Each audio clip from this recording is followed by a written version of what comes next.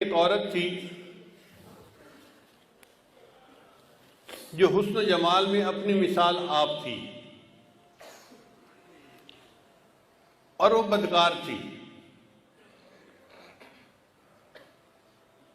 گھر کا دروازہ کھلا رکھتی تھی اور بن سنور کر چارپائی کے اوپر بیٹھ جاتی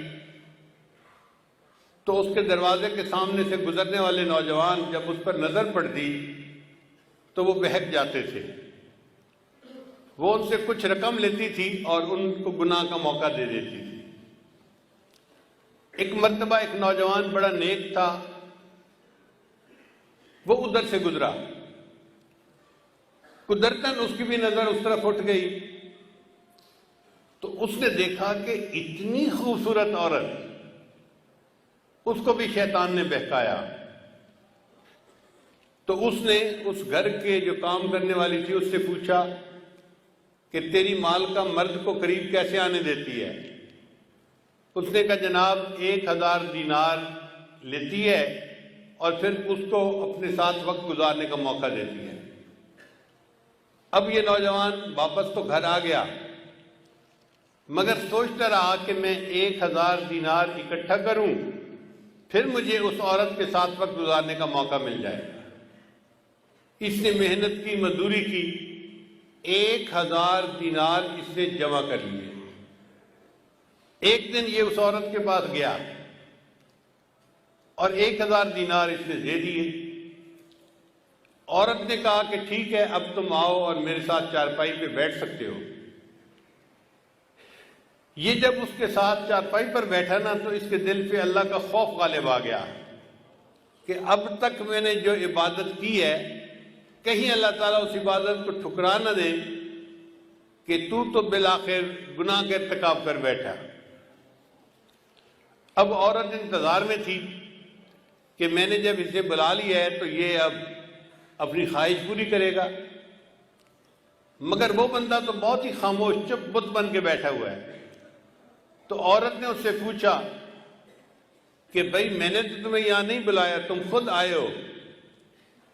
اس نے کہا ہاں میں اپنے نفس کی خواہش کی وجہ سے آ تو گیا تھا، لیکن جب میں یہاں چارپائی پر آ کر بیٹھا ہوں نا تو میرے اوپر اللہ کا خوف غالب آ گیا اور میں نے ارادہ ترک کر دیا، میں تیرے ساتھ گناہ نہیں کروں گا، اور جو 1000 دینار میں نے دیے ہیں وہ بھی تیرے ہی، میں تجھ سے واپس نہیں لیتا اور میں اپنے گھر جا رہا ہوں۔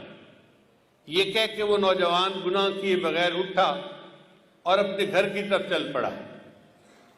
عورت نے اس سے جاتے جاتے پوچھ لیا کہ تم کس گاؤں کے رہنے والے ہو؟ اس نے گاؤں کا نام بتا دیا۔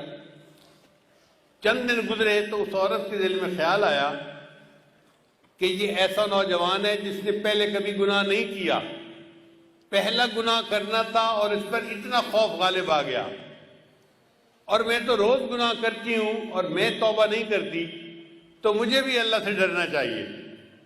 چنانچہ اس نے نیت کر لی کہ میں بھی آج کے بعد یہ بدکاری والے گناہ کو چھوڑ دیتی ہوں۔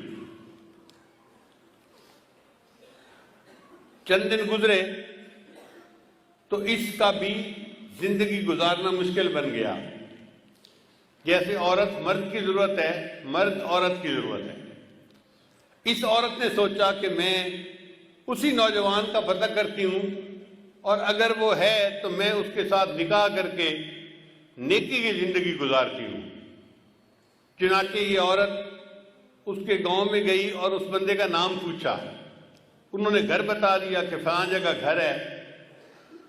یہ عورت آئی اور اس نے اس کے گھر کا دروازہ کھٹکھٹایا۔ جب گھر کا دروازہ کھٹکھٹایا تو اللہ کی شان، وہی نیک نوجوان دروازہ کھول کر باہر نکلا پوچھنے کے لیے کہ کون ہے۔ جب نوجوان کی اس عورت پر نظر پڑ گئی تو وہ تو حیران ہو گیا کہ جس گناہ سے بچ کے میں گھر آیا تھا اب وہ عورت تو میرے دروازے پر چل کر آ کر کھڑی ہو گئی۔ تو اس نے ایک زور کی آہ بھری اور وہ گرا اور فوت ہو گیا۔ عورت کو بڑا افسوس ہوا۔